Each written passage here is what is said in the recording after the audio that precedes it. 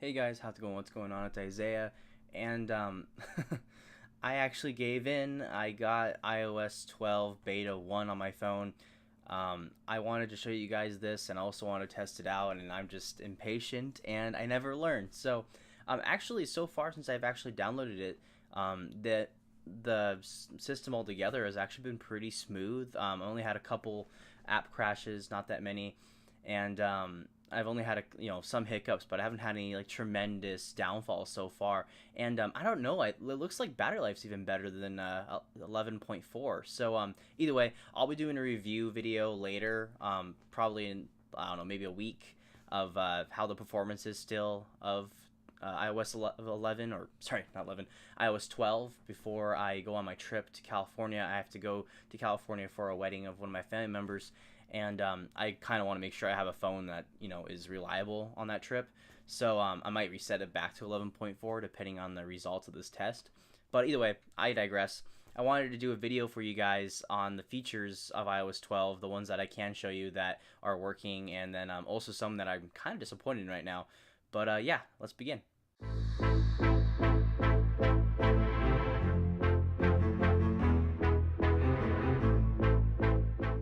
So first off, I'm going to show you guys what the group notification thing looks like. So I'm going to send myself a quick couple texts. Lock my phone. Okay, so right there, as you can see, I sent myself a couple texts. That's the group to notifications. What I've noticed is that you have to actually go in the settings and set it if you want the actual app to group them. So, for example, let's say my mom was texting me, and then Jess was texting me, and then someone else. I would actually see. Let's say they sent me multiple messages each person. It would actually be 3 separate stacks for each person, which is cool. But you can also set it in the settings over here. If you go in the settings, and then if you go to notification center or notifications right here, you'll notice that right here it says notification grouping on the bottom, and then you can just say by app right here. So then if you do it by app, all your texts will go into one bubble. And that's going to be kind of interesting to see how force touch works. If you force touch a group of the same notification from messaging, but they're from different people, I wonder how that would actually come out to be like. I'll have to do a follow-up later in my review. We also have Apple Books, which I don't like the name of it. I think iBooks is just fine. This is my comprehensive ENFP survival guide. I actually did a review of this book like almost a year ago now. I think it was over a year ago, and you'll see it somewhere. I'll put the link in the corner of the eye or whatever it is. Here's the app in its entirety. As you can see here, I have my the book I'm reading right now. Down here, I have it blurred out because it's sensitive documents that I had in here, but those are just recent ones that I viewed. Over here, it has books that are being suggested to me. And then over here it says read before you see it, which is like movie books, TV show books and stuff. Back to the library over here, or over to the library. Again, I'm going to be cutting these ones off a little bit, but it pretty much shows everything you have in your library, including PDFs, books. And then here's the bookstore. Oh, here you go. So as you can see, more of the design that you get from the App Store app that was released in iOS 11. You got more of these cards you can click on or tap on. It's a definitely interesting user interface. And then more for you, or no, it's the same for you section, but now over here in this tab. Audiobooks, same design. Same layout, top charts, staff picks, more to explore, great narrators and genres. And then, of course, you have search, so you can search for a book. Next, we're going to look at the Siri shortcuts.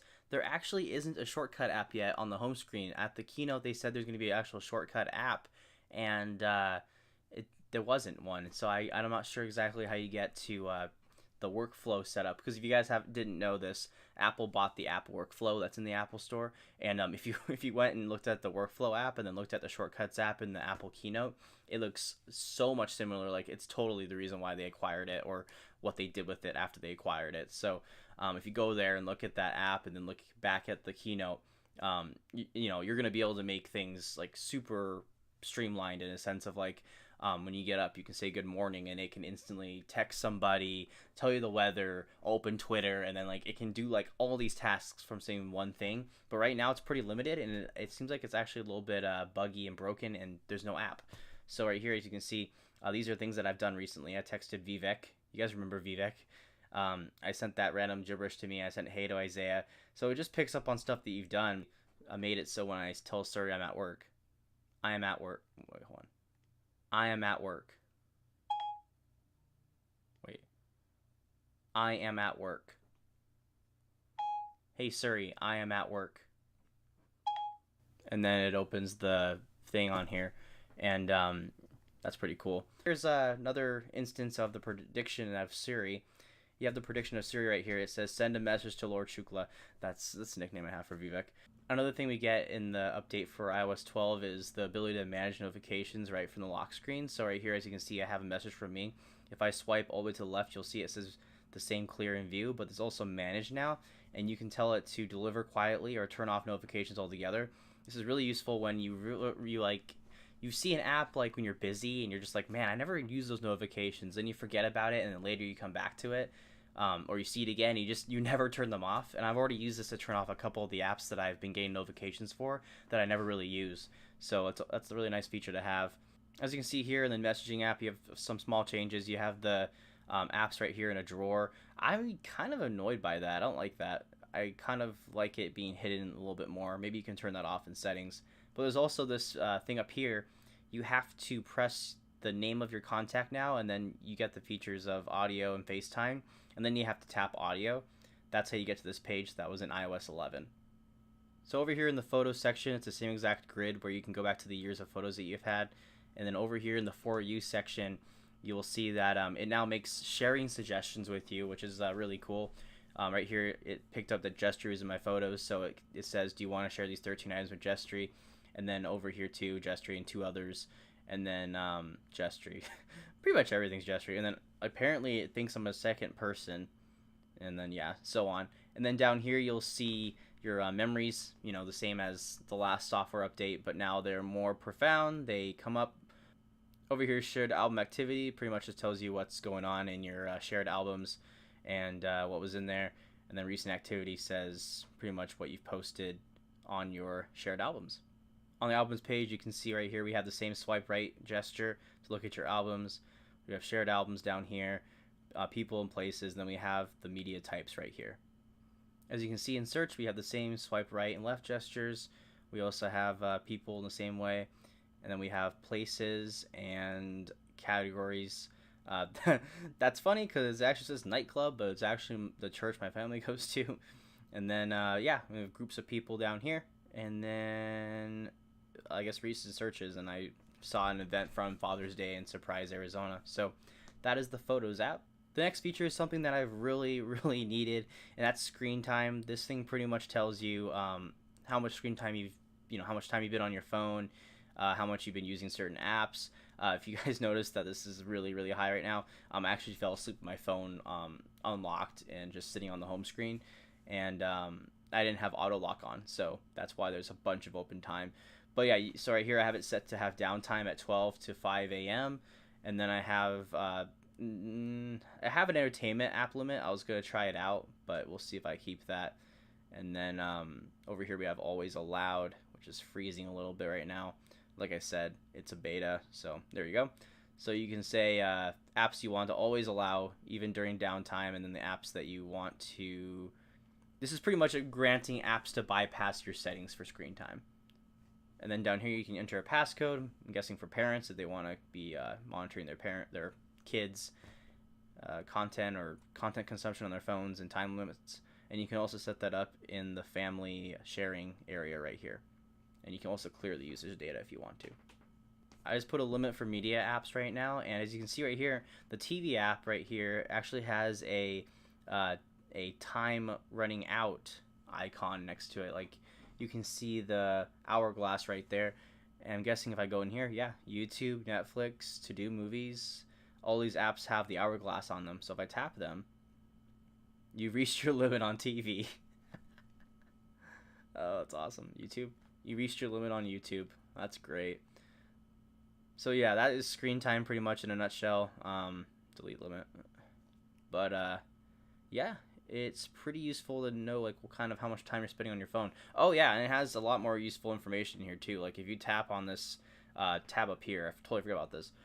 It will say your overall time today, what you've been doing, longest session, screen time during downtime, most used, and then even right here it says how many total pickups of your phone, which is really scary. Oh, once every 7 minutes. That sounds about right, but that is crazy. Like it just this definitely makes you kind of open your eyes a little bit about your phone usage. And then as you can see down here, it says notifications, what's been sending you the most notifications, and so forth. I'll show you guys the stocks app right here. It gives you a little intro right here. All new design. Here's your stories right here with a ticker on the top. And then you can also go back to stocks right there. I don't use stocks. I literally just downloaded it again for this video. And as you can see here, this is the new update for it. And we can press record. And that's the way it looks like. Well, that's how it looks when you're recording something. This is probably Postmates. Yep, Postmates. Oh yeah, and then when you get messaging or messages and you force press in it, you'll notice the bubble comes up like it used to, but you'll see an X in the top right corner now. So you can either swipe down to dismiss or you can press the X in the top right corner.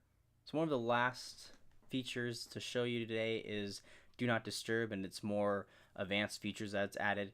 Over here you can see you can set it for 1 hour until the evening, until I leave this location, until the end of this event. And that's really useful. That's nice to be able to do that. And then also when you put your phone in downtime, actually I can show you this real quick. So we'll set downtime as, what's the actual time? Okay, we'll set downtime at 3:37. Cool. Okay, so when it turns to 3:37, I think if I lock my phone, it should be putting it in downtime right now. I think my phone froze. Yeah, I think it froze. It's not doing anything. Hence why it's a beta, and why I'm doing this too, because I want to actually see how stable it is. But yeah, it looks like it actually froze. Ah, there we go. Okay, I think it worked. It's giving me the spinning circle. This is the first time I've actually had to restart it completely, so that's actually not that bad for a beta 1. So we are now back up, but I turned the phone back on, and now that downtime is actually enabled. As you can see here, every app, or actually you guys can't, hold on a second. Okay, so now the screen's back up.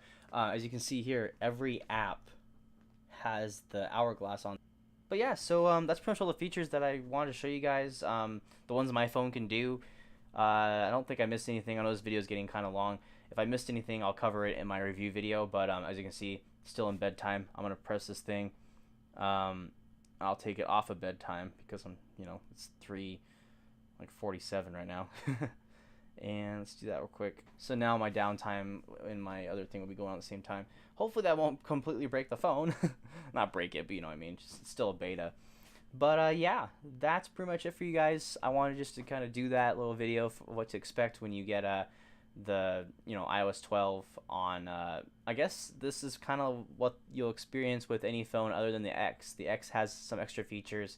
Any phone that has the normal power button, or not normal power button, normal home button and normal screen, that's pretty much what you can expect of this. I went online too and was checking to see if there's any other big updates, and I didn't really see them. Let me see real quick. Yeah, so speed. Here you go. Okay, I create an emoji. Can't do that. So I go to the camera. The last feature of this. What the heck? Okay, so I guess I can put effect on here. That's kind of cool. And then I'll do some text.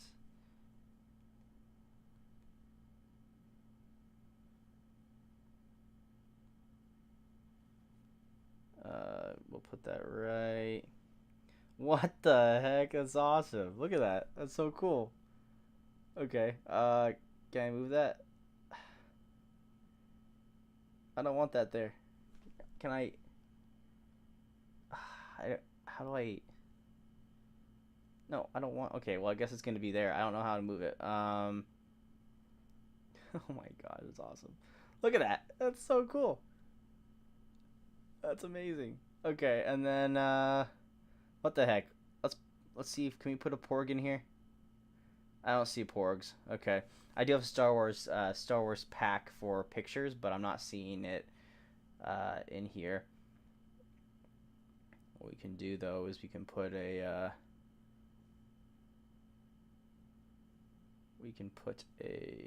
smiley face. Okay, so I guess you get. Oh, it didn't work. Oh, okay. Yeah, I don't think that thing's been updated for this. You know, this thing is not even out yet, so they haven't updated it. But yeah, look, subscribe. I forgot. You have to actually take a picture. Okay, let's do it one more time. Okay. Now I want to move this. Let's put this up here.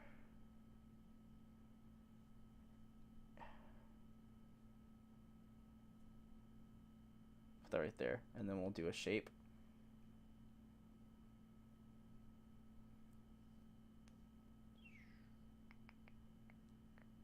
Oh no.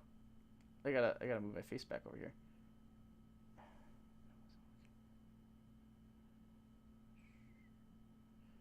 Oh man, there's another arrow down there somewhere. What the heck? Okay, well, having some difficulties, but and yeah, it did freeze a little bit, and I don't see the other arrow. But this video is going on for a little too long, so I'm just gonna call it there, guys. Other than that, I think I covered everything else. So thank you guys for watching. I'll see you guys next time, and yeah, bye.